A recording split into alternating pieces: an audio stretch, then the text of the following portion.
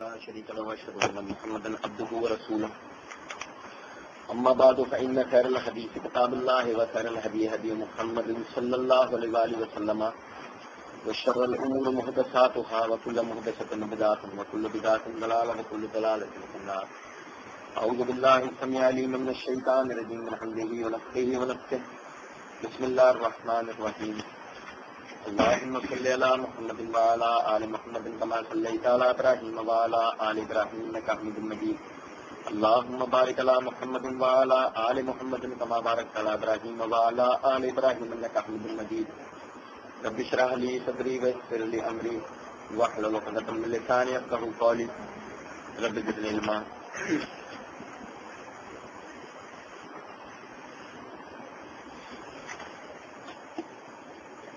فلا اقسم بالشفق والليل وما وسق والقمر اذا اتسق لتركبن طبقا عن طبق فما لهم لا يؤمنون واذا قرئ عليهم القران لا يسجدون بل الذين كفروا يكذبون والله اعلم بما يوعون فبشرهم بعذاب اليم الا الذين امنوا وعملوا الصالحات لهم اجر غير ممنون.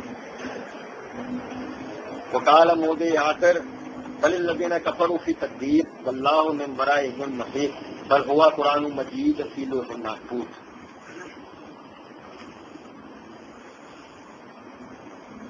جیسا کہ جو بھائی ڈیلی درس میں آتے ہیں ان کو اندازہ ہے کہ سورہ انشقاق کے اندر آیت نمبر 16 سے آخری آیت 25 تک ہم نے نہیں پڑھا تھا، اور ابھی جیسے ہم سورہ بروج پڑھ رہے ہیں اس کی آیت نمبر 15 سے لے کر 22 تک اس کے ساتھ ہی انشاءاللہ ہم پڑھیں گے، اور اللہ نے چاہا تو انشاءاللہ دونوں صورتیں اپنے اختتام کو پہنچیں گی. میں نے سورہ انشقاق کے شروع کے اندر یہ بات آپ لوگوں کے سامنے رکھی تھی کہ اس کے اندر جو ہے وہ سجدہ ہے، اور انشاءاللہ آج ہم آیت سجدہ جو ہے وہ پڑھیں گے. اور آیت سجدہ کے حوالے سے صحیح بخاری کے اندر حدیث ہے، ابو ہریرہ رضی اللہ تعالیٰ عنہ فرماتے ہیں میں نے نبی اکرم صلی اللہ علیہ وسلم سے سورہ انشقاق سنی ہے، اور سورہ انشقاق کے اندر نبی اکرم صلی اللہ علیہ وسلم نے سجدہ کیا ہے، لہذا میں جب تک زندہ رہوں گا سجدہ کرتا رہوں گا، یہ سجدہ نہیں چھوڑوں گا. یعنی اس سے پتہ لگا کہ یعنی یہ آیت سجدہ جو ہے وہ سننے کے بعد جو ہے آدمی پر سجدہ کرنا ضروری ہوتا ہے.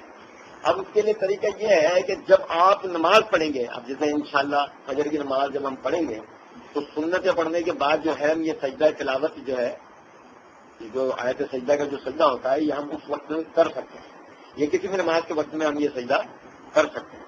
ٹھیک ہے نا. 12 جیسے کہ سورہ انشقاق اور یہ سورہ بروج دونوں کے اندر میں نے آپ کو یہ بات آپ کے سامنے رکھی تھی. اللہ رب العزت نے ان صورتوں کے اندر توحید کا بڑا تفصیلی ذکر کیا ہے، اور یہ قرآن کی عظمت، قرآن کی اہمیت کے بارے میں اللہ رب العزت نے ذکر کیا ہے. ہمیں یہ بات سمجھنی چاہیے، اللہ رب العزت جب کسی بات کو بیان کریں اس طرح کہ اس سے پہلے قسم کھائیں، حالانکہ ومن اصدق من اللہ قیلا، اللہ سے زیادہ بات کا سچا کوئی ہو سکتا ہے؟ نہیں. لیکن اس کے باوجود اللہ رب العزت جب کسی بات کو بیان کرنے سے پہلے قسم کھائیں تو اس سے اندازہ ہو سکتا ہے کہ اس بات کی کتنی زیادہ اہمیت ہے. ٹھیک ہے نا. تو یہاں اللہ رب العزت نے فرمایا فلا اقسم بالشفق، بس میں قسم کھاتا ہوں شفق کی. اب یہ جو شفق یہ ہے یہ کیا ہے؟ مغرب کے اندر جب سورج غروب ہوتا ہے اور یہ غروب ہو کے اس طرح یہ بالکل ایسے چلا گیا، یہ طرح بالکل ایسے چلا گیا. اب یہ آخر زردی والی جو لہر ہمیں نظر آتی ہے، یہ زردی لہر جو ہمیں نظر آتی ہے اس کو کہتے ہیں شفق. سمجھ رہے بات؟ فرمایا فلا اقسم بالشفق کہ قسم ہے یہ شفق کی، باللیل وما وسق، اور اس رات کی جو پھر اس کے بعد سمٹ آتی ہے، والقمر اذا اتسق، اور جب چاند جو ہے وہ مکمل ہو جاتا ہے. اب یہ بات بڑی غور طلب کہ جس بات کو بیان کیا جا رہا ہے اس سے پہلے شفق کی قسم کیوں کھائی گئی، یہ اس کی وجہ ہے. آپ دیکھیں ہم نے سورت کے اندر پڑھا تھا، شروع کے اندر ادھر تمام شک کا جب آسمان پھٹ پڑے گا وہاں پوری اس کی تفصیل آئی تھی. وہ آدینت لرب ابا حکم کر، وہ اپنے رب کا حکم مانے گا اور اس کا رب یہ حق رکھتا. وہ الارض مدت، اور جب زمین پھیلا دی جائے گی، وہ الکت ما فیہا وتکلت، جو کچھ اس کے اندر ہوگا سب نکال دے گی، وتکلت، اور بالکل خالی ہو جائے گی. جن معدنیات کا جو بھری پڑی ہے وہ سب کے سب ختم ہو جائیں گے. وہ آدنت لے رب ہوا ہو کر اس کا رب اسے حکم دے گا اور اس کے رب کا یہ حق ہے. تو اللہ رب العزت نے ان قیامت کے جو آثار ہیں، وہ قیامت کی علامات جو ہیں، وہ قیامت کے دن جو واقعات ہونے ہیں، اللہ رب العزت نے یعنی اس کا ذکر کیا نا سورت میں. تو اب یہ جو یہاں پر اللہ رب العزت نے شفقت کی قسم کھائی ہے، اس کا مطلب کیا ہے؟ آپ کبھی غور کریں کسی اونچے پہاڑ پہ چڑھ کے آپ کو اندازہ ہو جائے گا کہ آپ 1 منٹ کے اندر یہ دیکھیں گے گویا کہ آپ کی دنیا کے اندر اندھیرا چھا رہا ہے. 1 منٹ کے اندر آپ غور، 1 منٹ کا وقت ہوتا ہے وہ حد سے 1 سے 1.5 منٹ کا وقت ہوتا ہے جس میں وہ لکیر کی غائب ہو جاتی ہے. آپ وہاں بیٹھ 1 منٹ کے اندر دیکھیں گے کیا منظر آپ کو نظر آ رہا ہے؟ آپ کی دنیا اندھیری ہونے شروع ہو گئی. وہ دنیا جو اجالے میں تھی نا، جس میں آپ کے کاروبار زندگی چل رہا تھا، ہر چیز صاف باتیں نظر آ رہی تھی، ہر ایکٹیویٹی آپ کی پوری جد و جہد کے ساتھ چل رہی تھی، آپ سو کے اٹھے تھے، جاگے تھے، فریش سے کام کر رہے تھے، وہ وقت آپ کے اوپر آ گیا ہے کہ آپ بھی تھکے ماندہ بیٹھے اور دنیا اندھیری ہو رہی. کیا مطلب یہ ہے کہ بالکل اسی طریقے سے کہ جب قیامت کا وقت آئے گا ایسی ہی دنیا بالکل یہی کنڈیشن اور دنیا ساری کی ساری کیا ہو جائے گی؟ اندھیری. اور پھر ایک دم ہی سورج نکل کر آئے گا نا، جو آتا ہے کہ 1:15 کے قریب جو ہم پڑھ کے آئے پہلے، یہ سمجھ والی بات. فرمایا واللیل وما وسق، اور وہ جو رات جو سمٹ آتی ہے، رات جو سمٹ آتی ہے مراد کیا ہے؟ یہ بھی وہی بات کہ اب ہم دیکھیں گے کہ وہ شفق کی لکیر غائب ہوئی اور رات آنا شروع ہی، پورا اندھیرا ہو گیا. وہ اجالے اندھیروں میں بدل گئے نا، اجالے اندھیروں میں بدل گئے، کچھ نظر آتا کچھ نظر نہیں آتا. سیم وہ کیسے قیامت. اور فرمایا والقمر اذا اتسق، اور جیسے کہ تم آج چاند کو دیکھتے ہو مکمل ہوتے ہوئے، سورج کو دیکھا کسی نے مکمل ہوتے ہوئے؟ اس دن دیکھیں گے نا، پڑھ کے ہم پیچھے سورج اس دن دیکھیں گے مکمل ہونے کے بعد چاند بہت قریب آ جاتا نا ہمارے، بالکل زمین اس کے سامنے آ جاتی ہے. ایسا ہوتا ہے نا، چاند پورا نظر آنے کا مطلب کیا ہوتا ہے؟ زمین پوری مکمل طور پر اس کے سامنے آ جاتی ہے. آج سورج اور زمین کے درمیان میں 3 سیارے تو پہلے کھڑے، پھر وہ کوئی ہوگا، پھر کوئی سیارہ ہوگا، پھر کوئی ستارہ ہوگا، پھر کوئی پردہ بیچ میں نہیں ہوگا، صرف سورج ہوگا اور زمین ہوگی. تو اسی لیے اللہ نے فرمایا والقمر اذا اتسق، یہ ہلال ہو، پہلے دن کا جو چاند ہوتا ہے اسے کیا کہتے ہیں عربی میں؟ ہلال. اور جو مکمل چاند ہوتا ہے اسے کیا کہتے ہیں؟ قمر. ہلال سے قمر ہوتا ہے ہم دیکھتے ہیں نا 14 دن کے اندر، دیکھتے نہیں پورا بن جاتا چاند. بالکل اسی طریقے سے ایسے سورج آئے گا تو اللہ رب العزت نے اس کی قسم کھاتے ہوئے پھر فرمایا لترکبن طبقا عن طبق، تم بھی بالکل اسی طرح درجہ بدرجہ چڑھتے چلے جاؤ گے، تم پر بھی یہ درجہ بندی ہوگی. وہ سمجھنا ذرا غور طلب بات ہے. درجہ بندی تو مراد کیا ہے؟ نبی اکرم صلی اللہ علیہ وسلم نے فرمایا میری امت پر ایک وقت ایسا آئے گا کہ ایک شخص قبرستان کے باہر سے گزرے گا، ایک شخص قبرستان کے باہر سے گزرے گا اور قبر کو دیکھ کر کہے گا، قبر کو کاش میں یہاں ہوتا. نہیں سمجھے بات؟ نہیں سمجھے. مردہ کیا سوچتا ہے؟ مردے کو اس کو روایتی میں اٹھا کے لے کے جا رہا ہوں، بد آدمی ہو، بدماش آدمی ہو، بیکار آدمی ہو، بدکار آدمی ہو. حدیث میں کیا آتا ہے کہ اپنے رشتہ داروں کو چلا چلا کے کہہ رہا ہوتا ہے مجھے کہاں لے کے جا رہا ہے، مجھے کیوں لے کے جا رہا ہے؟ سمجھ رہے بات کا مطلب؟ مجھے اپنے ساتھ لے چلو. اور قیامت سے پہلے ایک وقت آنا ہے کہ قبر کو دیکھ کر زندہ آدمی کیا کہے گا؟ زندہ آدمی کاش میں یہاں ہوتا. دنیا کے اندر رہنا اتنا محال ہوگا، ٹھیک ہے نا. آج جس دنیا کے لیے رات دن ایک کر رہا ہے، دین کو ڈھا کے ایک طرف رکھا ہے، اسی دنیا کے اندر جینا اس کا اتنا مشکل ہو جائے گا کہ یہ کہہ رہا ہوگا کاش میں یہاں ہوتا. چھوڑے اس کو اور آسان کریں. نبی اکرم صلی اللہ علیہ وسلم کی حدیث ہے تم پر ایک وقت ایسا آئے گا لوگ قتل کیے جائیں گے، لوگ قتل کیے جائیں گے. قتل ہونے والے کو یہ پتہ نہیں ہوگا کیوں قتل ہوا، اور قتل کرنے والے کو یہ پتہ نہیں ہوگا کیوں قتل کر رہا ہوں. نہیں سمجھ میں؟ نہیں سمجھ میں؟ دیکھ آسان کرتا ہوں. خود کا حملہ کرنے تو آدمی جا رہا ہے، وہ جن کو قتل کر رہا ہے پتا کیوں کر رہا ہوں؟ بھائی آج کا واقعہ لے لیں نا، ایس ایس پی مرا جس کو ٹارگیٹ بنانے آ رہا تھا، وہ مرا نہیں، معصوم لوگ مرے نا. عام عوام مری کم کیا، بوڑھے بس مرے اس کے اندر، بچے مرے اس کے اندر. اس پہ حملہ کرنے جا رہا ہو اور آپ دیکھو وہ جو قتل کرنے آ رہا ہے اسے پتہ نہیں میں کیوں قتل کر رہا ہوں، مطلب اگر وہ لے جا رہا ہے نا کہ وہ کن کو مارے، فاسقوں کو، تو اس نے فاسق کو مارا ہے، میں حرامیوں کو ماروں تو اس نے حرامیوں کو مارا، کس کو مارا اس نے؟ بے گناہوں کو مارا نا. تب جو وہ غور طلب بات ہے. جو قاتل ہے اس کو یہ نہیں پتا، اس کو یہ نہیں پتا میں کیوں قتل کر رہا ہوں، اور جو بیچارے اس دم دھماکے میں مارے گئے انہیں پتا ہم کیوں مار دیے گئے. کوئی بیچارہ اپنے گھر کے لیے سامان لینے نکلا تھا، کوئی کچھ نکلا تھا، کوئی کسی وجہ سے نہیں تھا، وہ تو بیچارے اپنے گھروں سے نکلے تھے، لیکن باقاعدہ قتل کیے گئے، باقاعدہ قتل ہوئے نا. نہ قاتل کو پتا کیوں قتل کر رہا ہے اور نہ مقتول کو پتا کہ کیوں قتل ہوا.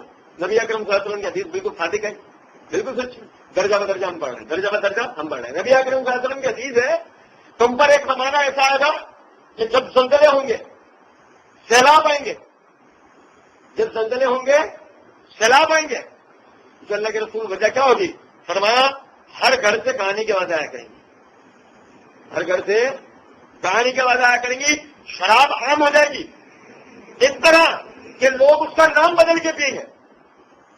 بیئر، الکوہلک، نان الکوہلک، نہیں سمجھ ماری بات، لوگ اس کا نام بدل کے پئیں گے.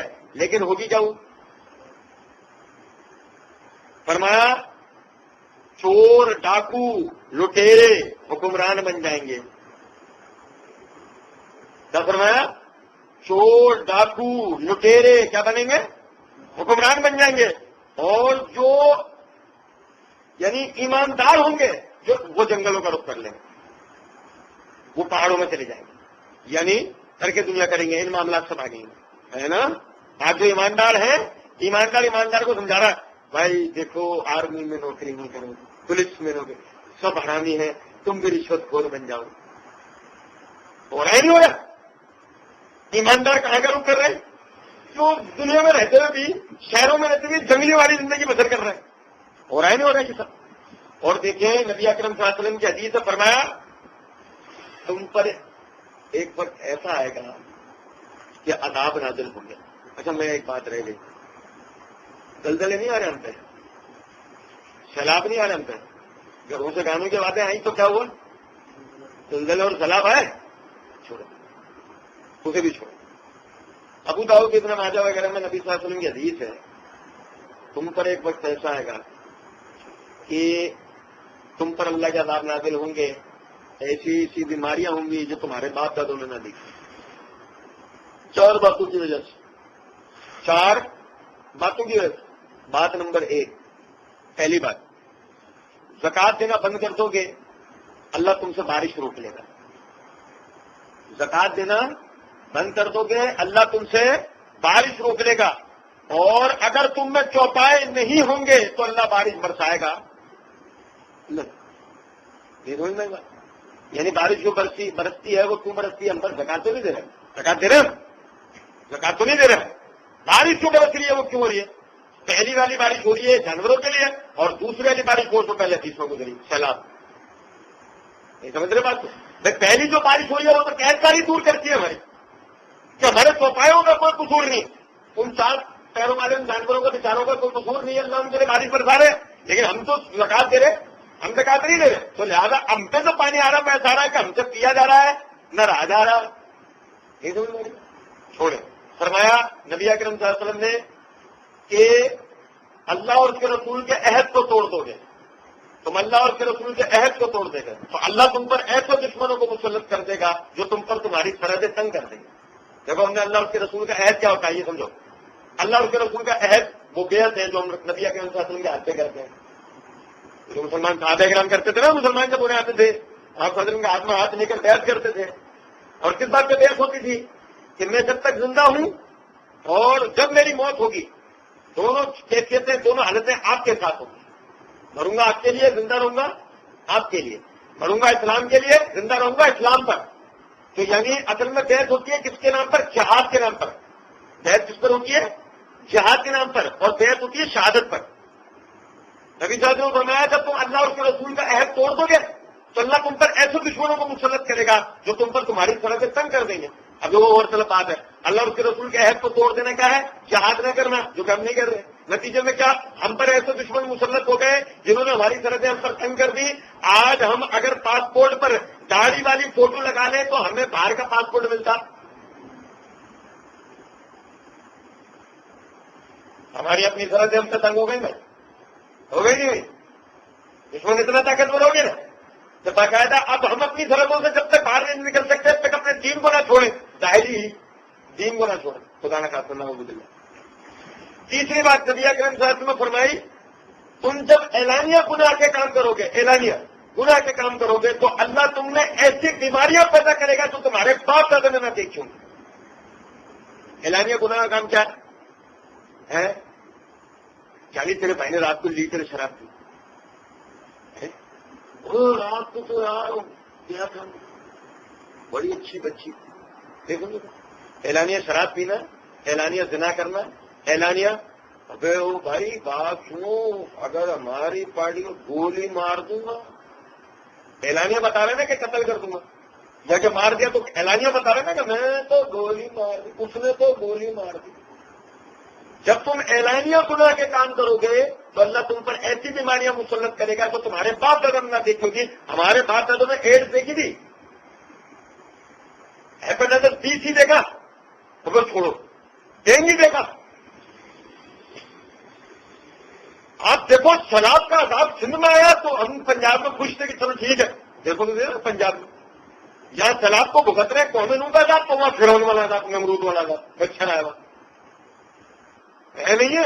آپ ذرا غور تو کرو، گھر گھر کے اندر مجرے ہو رہے تھے بھائی، ہوم پرستی بات نہیں ہے.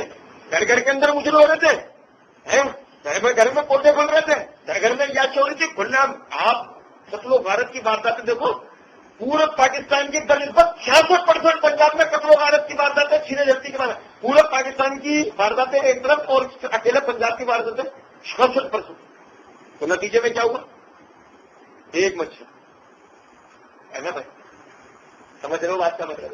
آگے آپ نبی اکرم صلی اللہ علیہ وسلم نے فرمایا، اگر تم، یعنی کہ تیسری بات یہ فرمائی اور چوتھی بات نبی اکرم صلی اللہ علیہ وسلم نے فرمائی، اگر تم اللہ سے دعا کرنا ترک کر دو گے، تم اللہ کے راستے میں خرچ کرنا ترک کر دو گے، اللہ تعالیٰ تم سے رزق کو روک لے گا اور اتنا رزق دے گا، تم کو رزق بھی اتنا دیا جائے گا جتنے کہ تم متحمل ہیں. اب آپ دیکھیں آج ہم نے اللہ کے راستے میں خرچ کرنا ترک کر دیا. ہمارا خرچ کس لیے ہو رہا ہے؟ ہمارا خرچ ہو رہا ہے عیاشیوں کے لیے. نتیجے کے اندر کیا ہو رہا ہے؟ ہمیں اتنا رزق مل رہا ہے جتنے کا ہم متحمل ہے. ہمارا رزق ملنے کا طریقہ دیکھنا ہو نا، ٹی وی پہ بیٹھ کے دیکھنا. جب ہیلی کاپٹر سے تھیلے پھینکے جا رہے ہوتے ہیں وہ تھیلے پھٹ رہے ہوتے ہیں، اور لوگ، ہمارے وہ لوگ جو کل کو اپنے دیہات میں اپنے کھیت کھلیانوں کے اندر خود اناج اگاتے تھے، دوسروں میں تقسیم کرتے تھے، بعض دفعہ تو بیچتے تھے خود اناج کے، وہ والے متولی وہ تھے. آج کنڈیشن کیا ہے؟ اناج کے پیچھے بھاگے اور کتنا مل رہا ہے جتنے کہ وہ متحمل ہے، کتنا ہی مل رہا ہے نا. اگر اوپر سے ہیلی کاپٹر سے ان پہ 10 بوریاں دے مارے تو کبھی مر جائے گا. سمجھ میں آ رہی کچھ بات؟ عرض کرنے کا مطلب ہے اللہ نے جو فرمایا اللہ تعالیٰ تبن تبکن، قیامت سے پہلے تک تم درجہ بدرجہ جاؤ گے. اور نبی اکرم صلی اللہ علیہ وسلم نے فرمایا تم پر فتنوں کا دور آئے گا. یہ ہم نے یہ سارے فتنوں کی تم نے اشارے دیکھے فتنوں کے دور کے، ورنہ اگر ہم نبی اکرم صلی اللہ علیہ وسلم نے جو باتیں بیان فرمائی ہیں اگر ہم ان سب کے اوپر توجہ کریں تو وہ اپنا تھڑی پکڑ کے بیٹھ جائیں گے کہ یار بھائی تو ساری بات ہے. ایک مثال دیتا ہوں آپ کو ایک چھوٹی سی. نبی اکرم صلی اللہ علیہ وسلم نے فرمایا قیامت سے پہلے تم پر ایک وقت ایسا آئے گا عورتیں کپڑے پہنیں گی مگر ان میں ننگی ہوں گی. بازار میں بیٹھنے والا ہر آدمی اس حدیث کو بالکل سچ ہوتا ہوا دیکھے گا، ایسے سچ ہوتا ہوا دیکھے گا. واقعی کہ کپڑے پہن کر بھی نہیں. سمجھ میں آ رہی ہے کچھ باتیں نہیں. اور یقین کریں نبی اکرم صلی اللہ علیہ وسلم نے فرمایا 3 قسم کے لوگ ایسے ہیں کہ کل قیامت کے دن اللہ نہ تو ان سے بات کرے گا نہ ہی انہیں پاک کرے گا. ایسے منوس لوگ کہ اللہ ہی ان سے بات کرنا گوارا نہیں کرے. وہ اللہ جو ابلیس سے بات کرے گا، ابلیس سے کل کا پورا راہ بتاتی ہے اللہ ابلیس سے بات کرے گا. اس کا بھی ساتھ ہوگا نا ابلیس کو بھی جہنم میں بھیجا جائے گا تو اللہ اس سے بھی سوالات کرے گا. لیکن یہ 3 ایسے منوس لوگ ہیں کہ اللہ ان سے بات تک کرنا پسند نہیں کرے گا. پہلی قسم کا آدمی وہ جو بوڑھا زانی بڑھاپے میں بھی بدکاری چھوڑتا، بوڑھا زانی. دوسرا آدمی وہ جو شرابی، مستقل شرابی. اور تیسرا آدمی وہ جو دیوس ہے. کیا ہے؟ دیوس. صحابہ نے پوچھا لیکن یہ دیوس کیا ہوتا ہے؟ نبی اکرم صلی اللہ علیہ وسلم فرمایا جس کی ماں بہنیں بدکاری کے اندر کسی قسم کی بدکاری میں ملوث ہو اور وہ انہیں نہ روکے. نہیں سمجھے بات؟ ماں بہنیں بھی پردہ باہر نکل لیے تو اس کو ٹینشن ہی. تو کوئی بول دے تو سمجھا تو کہتا ہے میری گھر میں کوئی سنتے. اسی بہن سے کپڑوں پہ استری کروانی ہو تو تھپڑ مار کے بھی کرائی جاتی ہے. اسی بہن سے کھانا چاہیے اسی بہن میں پردے کی باری آئے تو یہ مرد کا کام ہے نا کہ وہ اپنے گھر کی حفاظت کرے. اور یہ بات غور طلب ہے کہ باقاعدہ بے پردگی کا یہ جو بے پردگی کا سلسلہ ہمارے یہاں ہے یہ بے پردگی کا سلسلہ ہی اصل میں ہمارے یہاں بدکاری لایا اور وہ بدکاری اپنے ساتھ پھر ایڈ چلائی. آپ کو پتا ہے پاکستان اس وقت دنیا کے اندر 8ویں نمبر پر آ گیا ہے ایڈس پر. ایڈس کی بیماری میں کس نمبر پہ آ گیا ہے؟ 8ویں نمبر پر. سمجھتے ہیں اس کا مطلب کیا؟ اور بڑے افسوس کی بات ہے کہ ہم اس حوالے سے یہ تو ہمارے یعنی چینل پر اشتہار چل رہے ہیں, یہ تو ہمارے مولوی بتا رہے ہیں یہ بدکاری کی وجہ سے ہوتا ہے, یہ نہیں بتا رہے بدکاری کس وجہ سے ہوتی ہے. نہیں سمجھ میں ڈینگی مچھر کاٹ لے تو اس کے لیے یہ کر لو, یہ نہیں بتا رہے مچھر کہاں سے آیا کیسا ہے. سمجھ میں آ رہی کچھ باتیں نہیں. تو یہ ساری باتیں ہیں کہ قیامت سے پہلے تک ہم طبقہ بطبقہ کہاں جا رہے ہیں؟ زوال کی طرف, قیامت کی طرف. فرمایا فما لہم لا یؤمنون, پھر اس کے بعد بھی کیا ہو گیا کہ تم ایمان نہیں لے کر آئے. دیکھو ہم نے یہ ساری باتیں سمجھی, ان میں سے کوئی ایک بات بھی قصہ کہانی ہے ایسی باتیں جو ابھی تک سچ نہ ہوئی ہے؟ یہ ساری باتیں جو کہ ہم نے دیکھی ہے نا نبی صلی اللہ علیہ وسلم کی, بتائیے کوئی ایک بات ہی ان میں سے ایسی ہے جو ابھی تک سچ نہ ہوئی ہو؟ سب آنکھوں سے دیکھ رہے ہیں نہیں دیکھ رہے؟ 1400 سال پہلے آپ صلی اللہ علیہ وسلم نے جو بات کی تھی لفظاً بلفظاً فرق نہیں ہے اتنا کبھی, بالکل یوں کلیئر ہو رہی ہے. اور دیکھیں اللہ نے فرمایا فما لہم لا یؤمنون, پھر کیا ہو گیا کہ تم ایمان نہیں لاتے؟ اب بھی بتائیں کہ ہم ایمان نہیں لائیں گے؟ اب بھی ایمان نہیں لائیں گے نا. اور اللہ نے اس وقت کی بات کی, اس وقت فما لہم لا یؤمنون, بس پھر کیا ہو گیا کہ تم ایمان نہیں لے کر آتے؟ کیونکہ مزیدار بات یہ ہے اس وقت یہ ساری باتیں تھیں. مکہ میں زنا تھا نا, مکہ میں زنا نہیں تھا, مکہ میں زنا تھا, شراب تھی, سارے معاملات تھے, سارے بدبختی والے معاملات تھے. نبی صلی اللہ علیہ وسلم نے اس معاشرے کی اصلاح کی ہے نا, نبی صلی اللہ علیہ وسلم نے ان کی اصلاح کی ہے. اور باقاعدہ اس وقت میں جب یہ سارے سلسلے ہو رہے ہیں, جب اللہ نے بات کہی کہ تم طبقات کے اندر آگے جاؤ گے, طبقات کے اندر آگے جاؤ گے. یہی وجہ ہے ہماری امت کو طبقات میں رکھا گیا نہیں رکھا گیا؟ ہماری امت طبقات میں نا. سب سے پہلا طبقہ کس کا ہے؟ صحابہ کا. ہم پڑھیں گے آگے انشاءاللہ آئے گا بیان کہ جس میں اللہ رب العزت نے فرمایا انسان کو پیدا تو کیا تھا اعلیٰ ترین مقام پر پہنچنے کے لیے, پڑھا جا کے کدھر ہے؟ اسفل السافلین, بری سے بھی بری جگہ پہ جا کے پڑھا. ارے سمجھ بات, وہ دیکھو وہ جو اعلیٰ مقام پر پہنچے وہ کون لوگ تھے؟ صحابہ کرام رضوان اللہ علیہ. صحابہ کرام کے بعد تابعین, پھر تبع تابعین, اس کے بعد کی امت, اور پھر چلتے چلتے آج ہمارے, پھر ہمارے پیچھے آئیں گے, ہمارے پیچھے آئیں گے. اور یہاں پر اللہ نے فرمایا وَإِذَا قُرِئَ عَلَيْهِمُ الْقُرْآنُ لَا يَسْجُدُونَ. اب یہاں سے اللہ رب العزت کو یہ ایسے سجدہ ہے, سمجھنے کی بات ہے ذرا. اللہ نے فرمایا اور جب ان کا کہ قرآن پڑھا جاتا ہے یہ سجدہ کیوں نہیں کرتے؟ سجدہ کیوں نہیں کر لیتے؟ کیا مطلب ہے اس بات کا؟ آپ غور کریں, نبی اکرم صلی اللہ علیہ وسلم کی باسط اللہ فرماتے ہیں, آپ کی باسط آپ آئے, اللہ نے فرمایا لَقَدْ بَعَثْنَا فِي الْأُمِّيِّينَ رَسُولًا مِّنْهُمْ, اور البتہ ہم نے بھیجا ہے بے پڑھوں میں, ان پڑھوں میں, انہی میں سے ایک رسول. کیا کرتے ہیں؟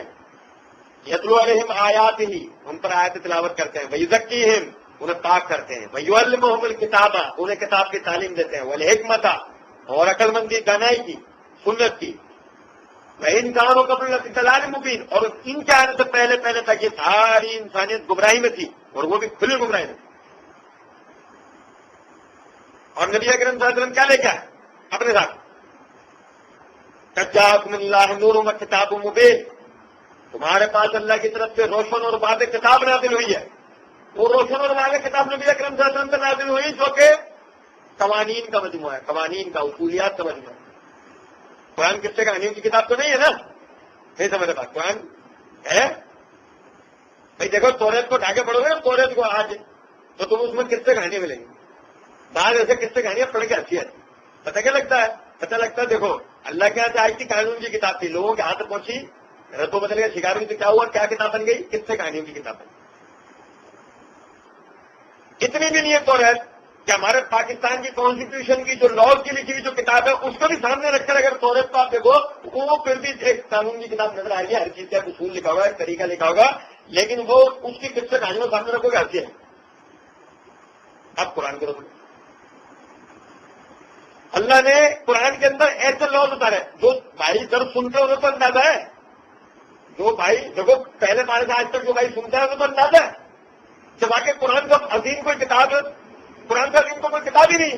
اور دیکھیں ذرا غور طرف بات کہ جس بھائی کو بھی پھر قرآن کی عظمت کا اندازہ ہو گیا، اللہ رب العزت نے اس بھائی کو نہیں پوچھے فرمایا وَإِذَا قُرِئَ الْقُرْآنُ فَاسْتَمِعُوا لَهُ وَأَنصِتُوا لَعَلَّكُمْ تُرْحَمُونَ.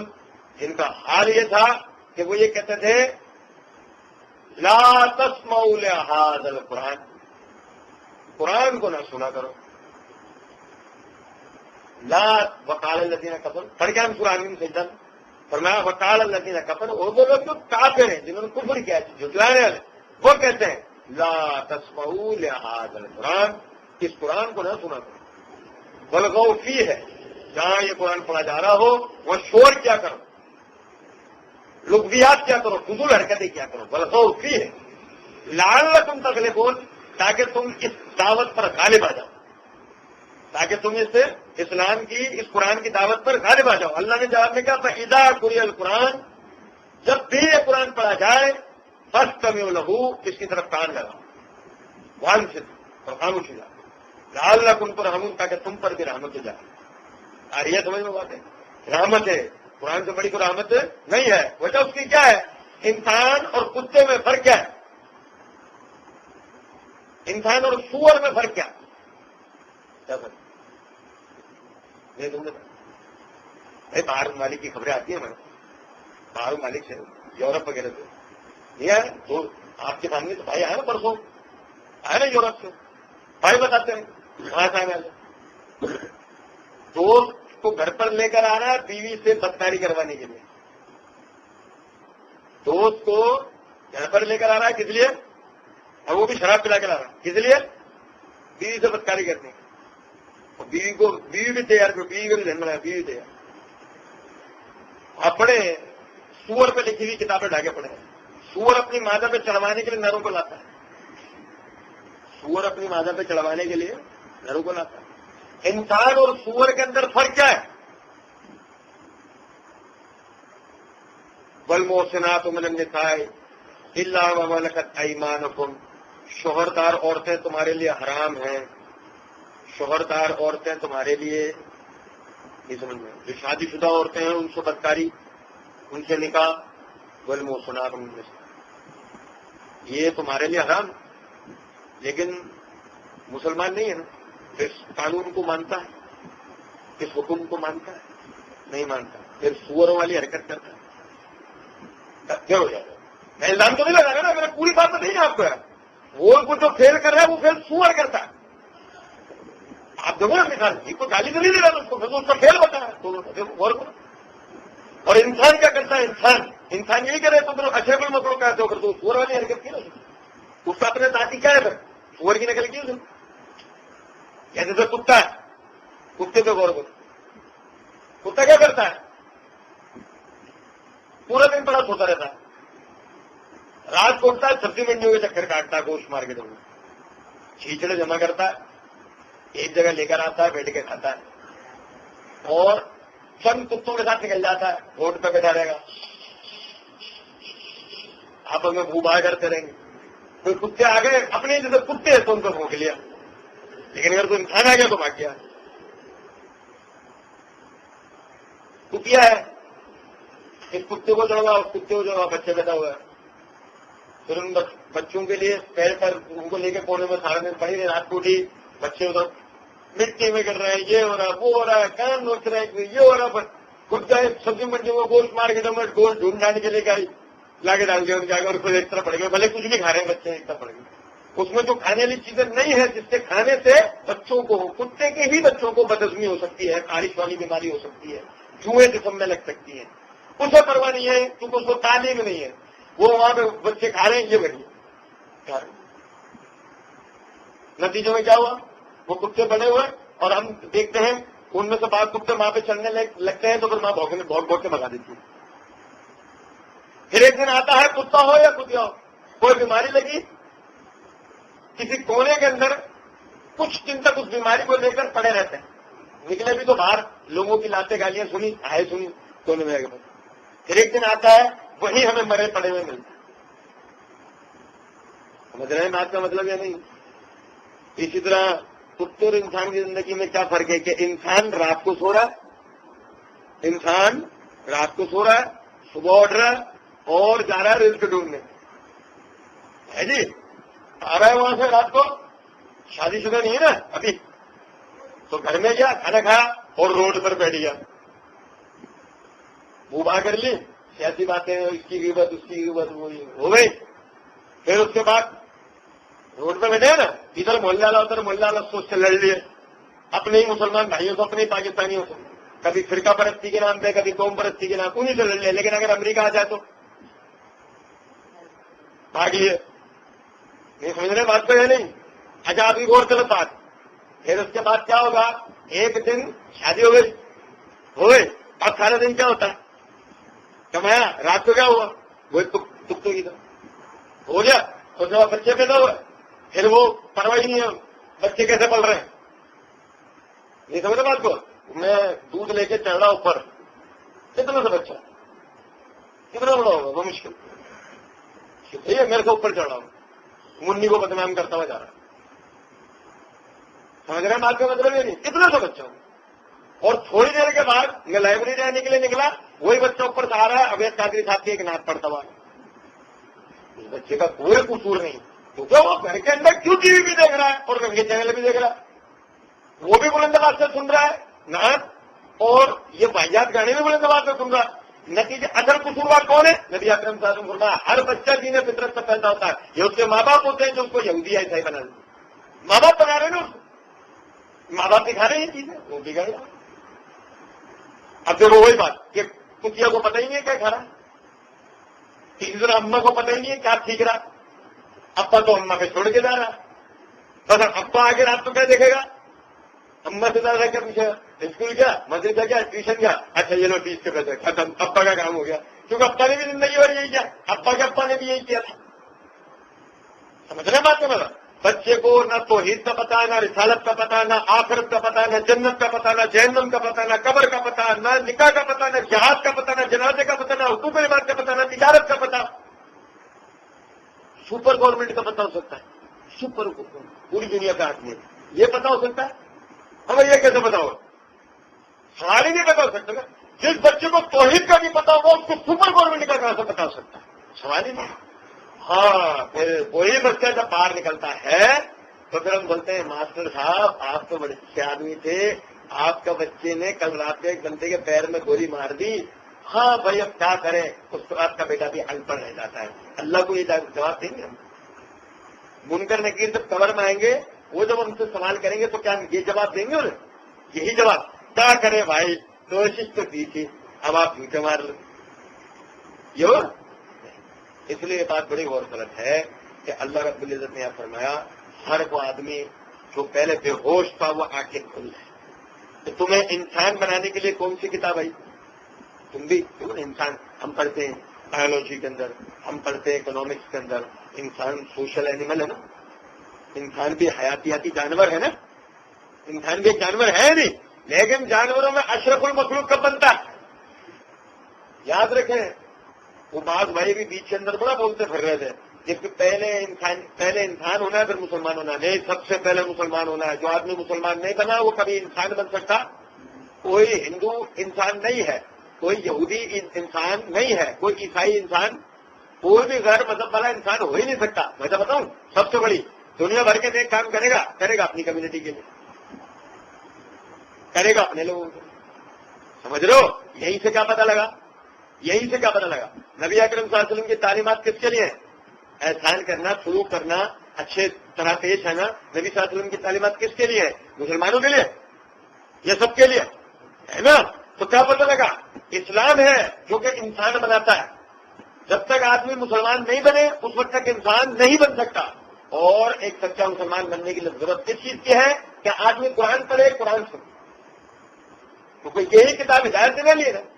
اب اسی لیے ہم پہلے سورہ اعراف کے اندر پڑھ کر آئے اللہ نے فرمایا، وہ انہوں نے بڑا تفصیل بتایا تھا، وَإِذَا قُرِئَ الْقُرْآنُ فَاسْتَمِعُوا لَهُ وَأَنصِتُوا لَعَلَّكُمْ تُرْحَمُونَ، کہ جب قرآن پڑھا جائے تو اس طرف کان لگا کرو، اور کیا کرو.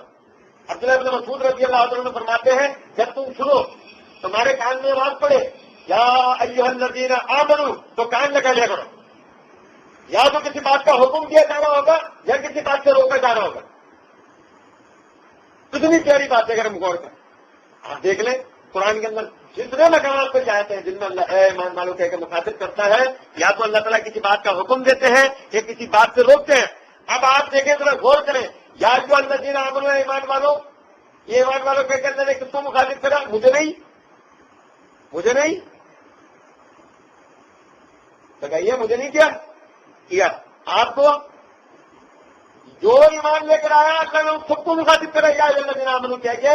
اب ایمان والے دیکھیں کہیں ایسا کوئی کام تو نہیں کر رہے جس کو مخاطب کر کے اللہ نے کہا تھا یہ کرو وہ ہم نہ کر رہے ہیں، وہ اور کسی کام کے لیے اللہ نے کہا تھا یہ نہ کرنا وہ ہم کر رہے ہو.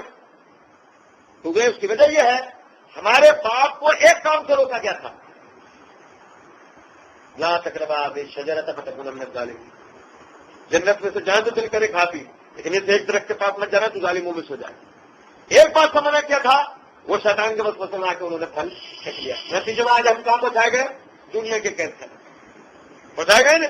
اللہ نے فرمایا یا بنی آدم لا یفتننکم الشیطان کما اخرج ابویکم من الجنہ، اے آدم کے بیٹو شیطان تمہیں بالکل اسی طرح فتنے میں مبتلا نہ کر دے جسے تمہارے باپ کو فتنے میں مبتلا کر کے جنت سے نکلوا دیا.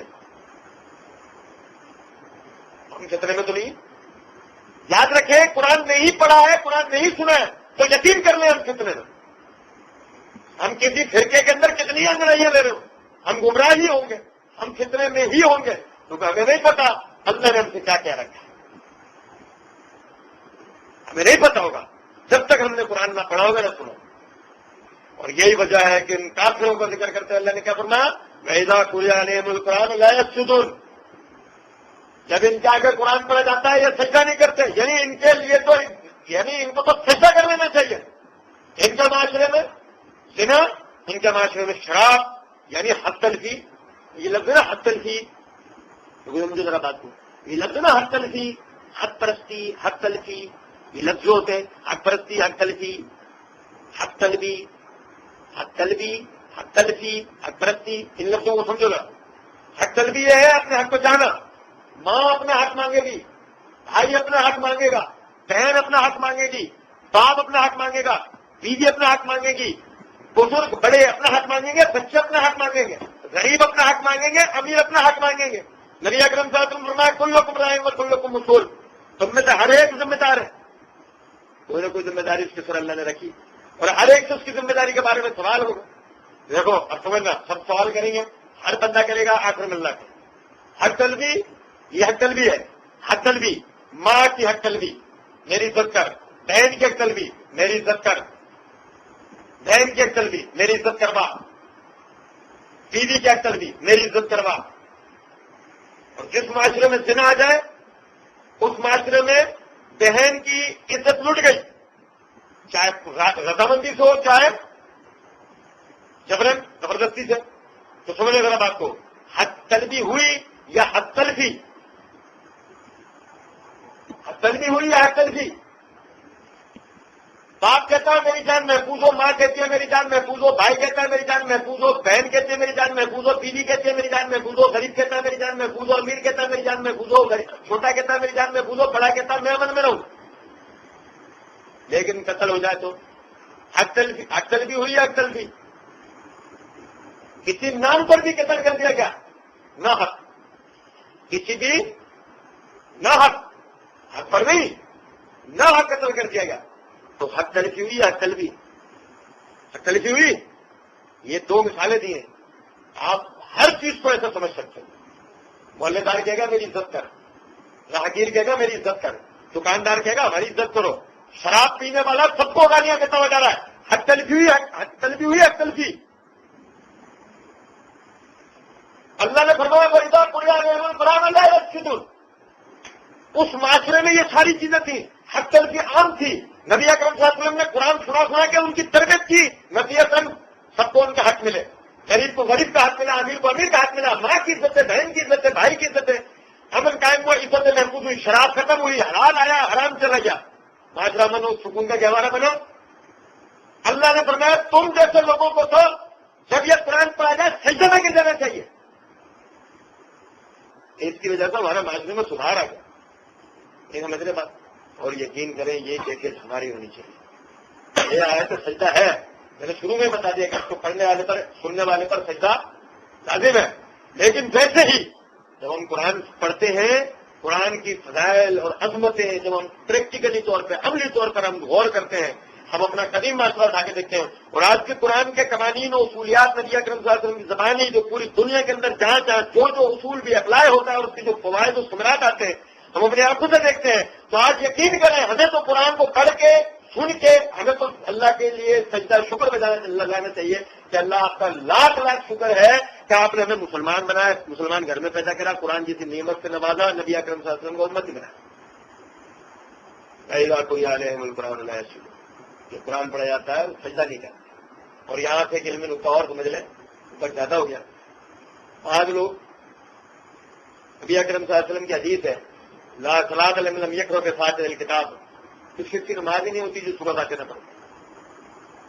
اور ایک حدیث کے اندر نبی اکرم صلی اللہ علیہ وسلم نے فرمایا، ابو ہریرہ رضی اللہ عنہ فرماتے ہیں کہ میں نے نبی صلی اللہ علیہ وسلم سنا من صلی صلاۃ لم یقرأ فیہا بأم القرآن فہی صلاۃہ کذاجن غیر قرآن فیقولها ثلاثا. ابو ہریرہ رضی اللہ عنہ نے کہتے ہیں کہ نبی اکرم صلی اللہ علیہ وسلم نے فرمایا جو شخص بھی کوئی نماز پڑھے، جو شخص بھی کوئی نماز پڑھے وہ اس میں سورہ فاتحہ نہ پڑھے، اس کی نماز ناقص ہے، ناقص ہے، ناقص ہے. ابو ہریرہ رضی اللہ عنہ کہتے ہیں نبی صلی اللہ علیہ وسلم نے 3 مرتبہ دوہرا کے بعد اس کی نماز مکمل نہیں ہوئی.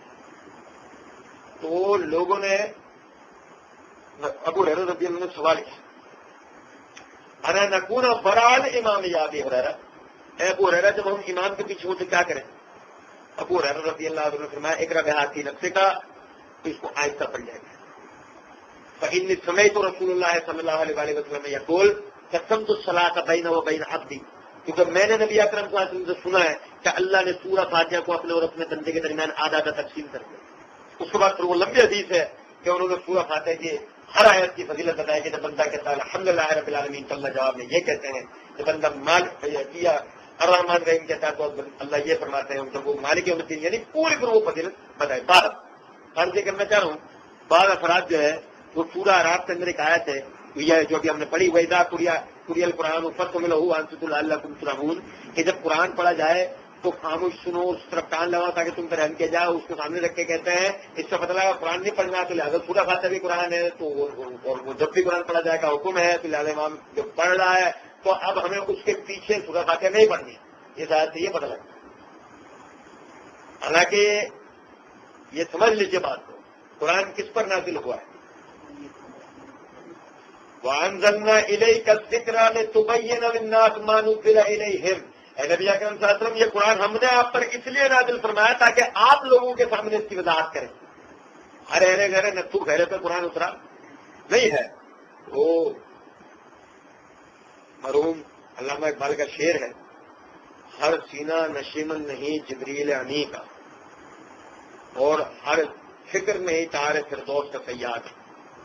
ہر دل پر جبریل نہیں اترتا. وہ ایک لائق فرزند ہے کہ جن کے اوپر جبریل نازل آخری مرتبہ ہو، اور یہ لاتوال کلام ان پر نازل ہوا.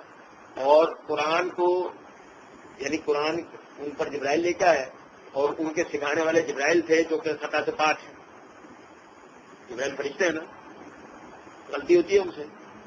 ہم پڑھ کے آئے نا 29 پارے میں سورہ صافات میں فرشتے غلطی کرتے ہیں نہیں. اچھا جی، پھر ابھی ہم پڑھے ہوں گے آگے سورۃ دوحہ کے اندر انبیاء غلطی کرتے ہیں. انبیاء بھی غلطی نہیں کرتے، وہ بھی معصوم ہیں، خطا ہے، ان سے بھی غلطی نہیں. جبرائیل سکھانے والے، اللہ پڑھانے والا، جبرائیل سکھانے والا. اور سیکھنے والے کون؟ پڑھانے والا کون؟ اللہ، جس سے غلطی ہوتی.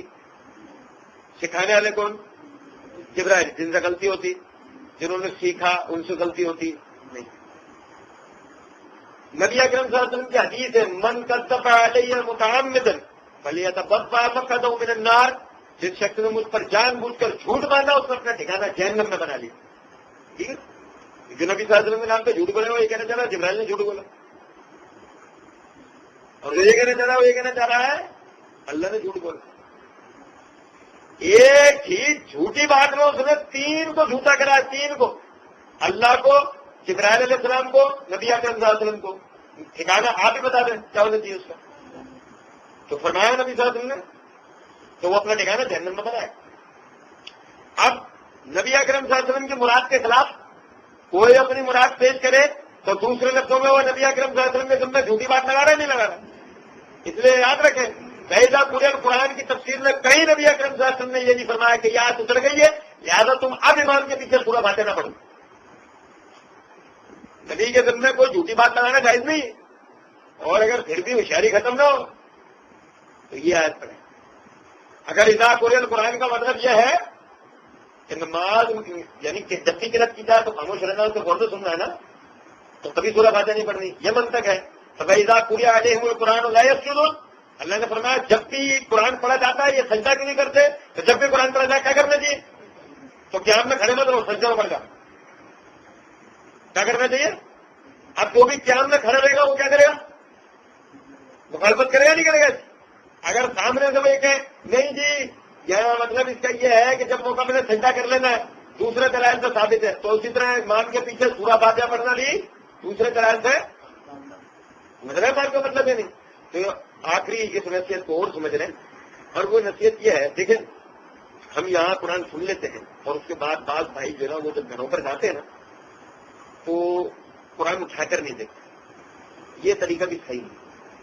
مناسب ترین طریقہ وہی ہے جس کا ہمارے بزرگ ہیں محدثین کا طریقہ یہ ہوتا تھا. امام علی بن مدینی رحمۃ اللہ علیہ فرماتے ہیں ہم اپنے اساتذہ سے احادیث کو جب لکھا کرتے تھے تو لکھنے کے بعد اگر بعض مرتبہ ایسا ہوتا تھا کہ کلاس کے اندر حاضری دیر سے ہوتی تھی تو جو کچھ بھی برابر والے سے پوچھ کر لکھا جلدی وہ لکھ لیا، اور اس میں اللہ کا نام پورا نہ لکھا، نبی صلی اللہ علیہ وسلم کے ساتھ مکمل درود نہ لکھ پائے، صحابہ کرام کے ساتھ مکمل جو ہے وہ تعریف و تمجید نہ لکھ پائے.